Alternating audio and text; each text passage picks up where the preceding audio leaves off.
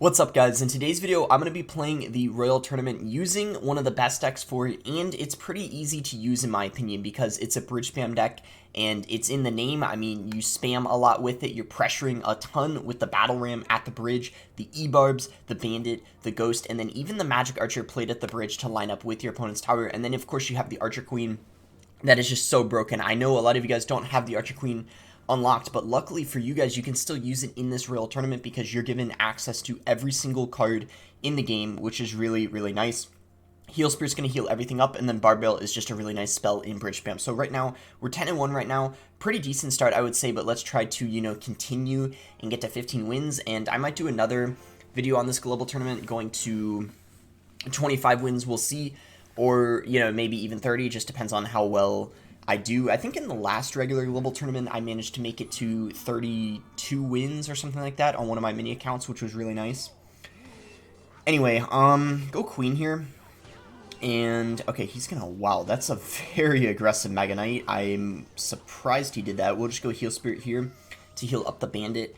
And we're gonna get a nice little counter push. We can go Battle Ram opposite lane because he just committed so much Elixir and he has to defend both lanes now because he cannot ignore either one. He's going to opt to go for the Skarmy on top of the Archer Queen, but Battle Ram connects in the opposite lane. We go Ghost here on the Lumberjack, and I'm still unsure of what in the world he's using. I'm actually going to go Bandit on the Dark Gob instead of the Barbell because it gives us more counter push potential. I kind of misplayed it. I think I could have let the tower lock on, so I could have waited a little longer, but it's alright. I was kind of nervous. I didn't want it on top of my tower. So, Barbell that night, and yeah, this guy has got such a strange deck. I mean, sometimes, even when you're at, 18, 19 wins, you could play against something so off meta. Usually until you get into the 20s, you just never know what to expect. I mean, this guy's got Witch, too. Okay, I didn't mean to play the Magic Archer in that lane, but it doesn't matter, because if he goes Mega Knight, we could actually kite it into the opposite lane with a... Okay, well, that's not great. He's got a balloon. Oh, luckily the Magic Archer did well, not went back, but it was helping out momentarily. Oh, yeah, we're perfectly fine because the Queen, is just broken, as I'm sure a lot of you guys already know. We can ignore the Dark Goblin because he already got a good amount of damage in the other lane, so split lane is pretty good, I would say. Go Battle Ram here at the bridge. Maybe go for a prediction Barbell to... I wanted to predict a Skarmy, but he decided to go Mega Knight. So we'll go Magic Archer now. We have to save the Queen for his balloon. I think it's our only good air counter to it, because the Magic Archer isn't great against the balloon. Let's just put it that way. Barbell this here. And the Magic Archer should be able to help clean up. Yeah, nice. That's really good value for us. And do split lane pressure Bandit opposite lane. And go Ghost in front of the Magic Archer to protect him, and the Magic Archer might pierce through and get shots on the tower. Fortunately, it's just out of range. So go Mega Knight here, probably. Yeah, he does. Ghost is getting damage, though. So this deck is all about chip damage from your spam units, because obviously you don't have a spell. So Bandit here is going to come in clutch. Ooh, is the Magic Archer going to live? Yes, it does. That is really, really nice. We're going to go Battle Ram here. He's going to have to scar me, probably. No, he goes Lumberjack. And yeah, that's going to be GG. So we're going to get the win here. Didn't even play that, by any means perfectly. I mean, I even misplayed a Magic Archer and stuff, but hey, his deck, I don't know. I don't know about that deck there. It was pretty wild, though. 11-1 right now, so 4 more to go, and we got Battle Ram. Well, 4 more to reach, the goal, get all the rewards, which I'm sure is what a lot of you guys go for, because it's really good value for only 500 gems. But, of course... maybe in another video I'll go to 25. So we could just go Battle Ram at the bridge first play. To be honest, I don't really care that much. It's not really... Think of it as playing a Hog first play. That's the way I would think of it, because a Hog is 4 Elixir, right? And it's kind of the same aspect, right? You can't ignore a Battle Ram. It's going to connect and deal a lot of damage. More damage than a Hog, actually. So you're forced to react to it, and unfortunately for this guy, he took a lot of damage. Somehow, the defense wasn't the best, I guess you could say. He's got a Queen, too. It's going to lose almost all of her health, though, so I almost wonder if I could get away with Barbelling, because if the tower just hits it once, then, yeah, it's dead. Nice. Didn't even have to use it on defense. We get to pressure with it.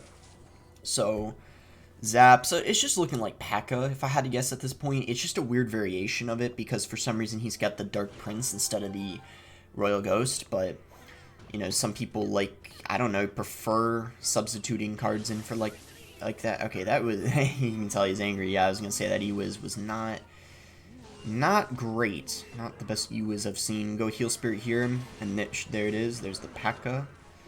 as I suspected. We go Magic Archer here and go ahead and activate the Queen's ability. Should be able to take out the P.E.K.K.A. And yeah, Fireball's not enough to kill it. So already an incredible start to this game. He already lost over, you know, half of his tower, and we're not even in double elixir yet, so couldn't really ask for a better start. I'd say we could just probably go Bandit in the back at this point and, you know, see what he wants to do in response. Or we could even just go Bar Barrel, because it's going to right away, you know, force him to have to play something. And he has to go Dark Prince, so I'm definitely fine with that. Ghost coming in here, go Bandit, and go Heal Spirit. So let's just go Queen in the back. Split lane pressure is good with this deck sometimes, but I feel like since we've already dealt all this damage in the left lane, it would make more... you know what, I'm going to pressure Battle Ram in the other lane. Why not? I think it's, you know, it's fine, I feel like. Like I said, with any kind of bridge spam deck, you want to have pressure both lanes. It's the same with Three Musketeers, really P.E.K.K.A. bridge spam too. You really want to make sure you're, you know, pressuring both sides to make your opponent have to struggle a little bit and kind of be unsure of like what you're gonna do, because if you're always playing at same lane, sooner or later they're gonna just be able to pick up on that and defend a lot easier. So we get a lucky, or not lucky, a nice Magic Archer. I don't know why I said lucky. I mean, it wasn't really lucky. I mean, it was pretty calculated, I guess, but either way, go ahead and take out that P.E.K.K.A. there. Go for it, Battle Ram, and then I have Magic Archer ready again if he's going to play something in front. He might try to be smarter this time, but no, I think we do get... Oh, no, that was a good E-Wiz. I don't know if he was predicting the Magic Archer or if he just... ooh, we don't quite take the tower because unfortunately... See, this can be the one problem with not having a spell. If you sometimes get in a situation where it's like you don't take their tower, but I feel like you're pretty much guaranteed to take it because the Magic Archer... usually is, yeah, as you can tell, free damage, and there you go, that kind of proves my point. But there could be times where you could lose and they have like 100 HP and you just simply can't ever get it because they just play perfect, but I feel like that's really rare. I feel like if you get a huge lead early on and that happens, chances are you probably choked because you really should be able to... Delivery's not... I'm fine with those picks, you know, I don't want to strike it and risk getting something worse. But yeah, really, if you're able to get... If you have a huge lead, it really is kind of a choke at that point. If you can't just get like one Magic Archer shot or like a Bandit or Ghost sneaking through, I really feel like you should be able to do it if you're pressuring correctly. You know, and that's kind of the beauty of the deck, like how it works, you know. So I'm going to pressure Battle Ram opposite lane, and then I'm going to go Heal Spirit, because Skeleton King decks are often used with like baity cards, so I played it just in case he went for like bats or something. Oh wow, he has to use a lot of elixir on that, so that was definitely worth it. I held off on the Magic Archer just because I don't want to be overly aggressive in case he decided to graveyard with the Skeleton King or do something crazy. I wanted to make sure I could afford, you know, a adequate defense. He didn't pressure with it though, so I kind of regret not going for that Magic Archer, but it's all good. Oh wow, he had to overcommit a ton, so we're going to go... And he just used his Tombstone too, so we're going to go Ghost and Battle Ram in the opposite lane.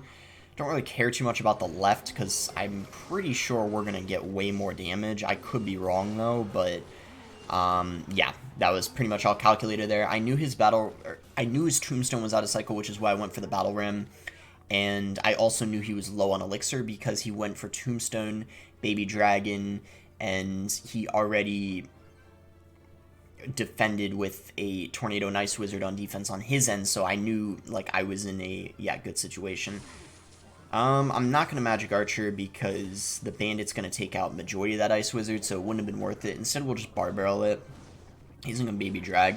So probably Queen in the same lane is fine, and then maybe a Ghost at the bridge just to pressure. We know he's got the Tombstone cycle, so playing a Battle Ram wouldn't really make any sense right now because it's a direct counter to it, so we'll instead go Ghost at the bridge.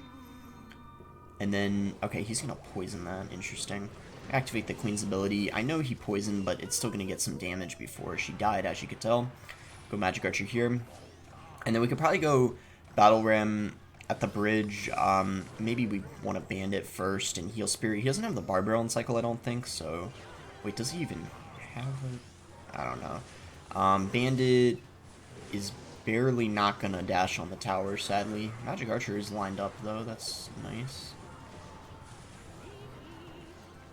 And is he going to drop something else? Oh, the Queen gets a shot. Wow, I was not expecting that. Okay, I don't think the Skeleton King is going to be lined up. This should line up with the Ice Wizard, though. I'm pretty sure.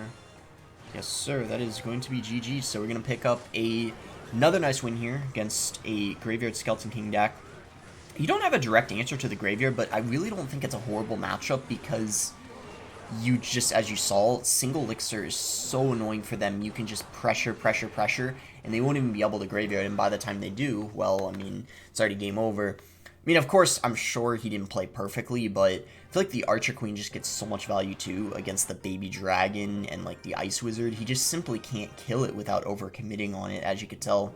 It's 13-1 right now against Valnam. And we could go for Bandit in the back first play. Always am fine starting, you know, like Bandit first play when I'm using something bridge spam. We might have to barbell this just because he played them, you know, kind of quickly after I played the Bandit, so one probably would have connected. I don't know if the Heal Spirit is gonna... Oh, it does heal it, but it didn't really do much, so it doesn't matter. Golden Knight is a lot worse after the nerf he got. I'm not saying he's bad, but he went from being an OP card to being... a card that is either slightly above average or slightly below average, which is crazy to think. It's got Mega Knight. Mega Knight gets a lot of value against this deck, so we do got to watch out for that. The E-Barbs are going to be our best bet defending the Mega Knight. Try to make sure to split them. In this case, I couldn't because of the Bandit. I had to make sure I played them a little quicker, but most of the time, if you can split them on top of the Mega Knight, it's what you're going to want to do because they'll be able to counter it so much better. Gonna go Queen ability here, and then Heal Spirit, if I'm lucky, might end up tanking for the Queen. It would have been better if it healed it, of course, but I guess that would have been too much to ask for. And then we're gonna Battle Ram because he does not have enough Elixir for a Mega Knight. I can tell you that right now. Yeah, as you could tell, Musketeer, and even that he didn't get down in time. That should take tower if he ignores. I could be wrong. There you go. That might already be GG. You know, just the pressure of this deck is insane. You know, making sure to capitalize, you know, when you have an Elixir advantage, and that's exactly what happened. I knew he didn't have enough for the Mega Knight, so I knew the Battle Ram was going to be the right play there. I mean, sure, he could have had something else like a Skarmy, but it's always fine taking the risk when you have an Elixir lead. So just over a minute to go at this point. He's getting really desperate, as you could tell, with the Mega Knight at the bridge, just because he knows he's behind so much, so he's just, you know, going for desperation pushes now. And yeah, this is definitely GG. I can for sure call it now. No way this guy is going to come back. Like, I'm just confident my defense is going to be able to pull through here. Magic Archer, line up, get some additional damage, add insult to injury. Unfortunately, it didn't line up properly. So I guess that was kind of a BM Magic Archer. Just, taunting him at this point. Go Queen here.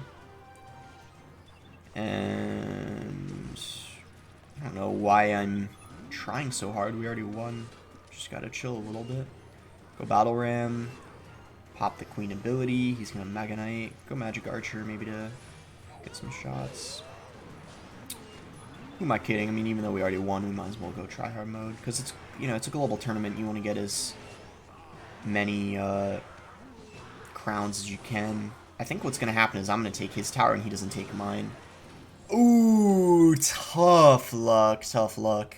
Not allowing him to get that crown for the battle pass, that is, that's brutal. Oof. If you're him, you hate to see it. Alright, so potentially our last game here against Ranny, if we do end up getting a win. And guys, I have to show you a really crazy game. It was a tie, that's why I say it was crazy. I've only had like 3 of them, so I'll show you the replay. It should be in my log still. I'm going to go Magic Archer here. It'll be able to take out the skeletons and then line up with the Queen and the tower. Forces Fireball out of him, which is an even trade. We get damage, so that's definitely worth it. So we're going to go Ghost here. And Queen activation came in late. We're going to go Battle Ram to pressure right now. Heal Spirit coming in. He's got Valkyrie, Fire Spirit. Probably some Hog deck if I had to guess. Hog is a pretty good win condition right now.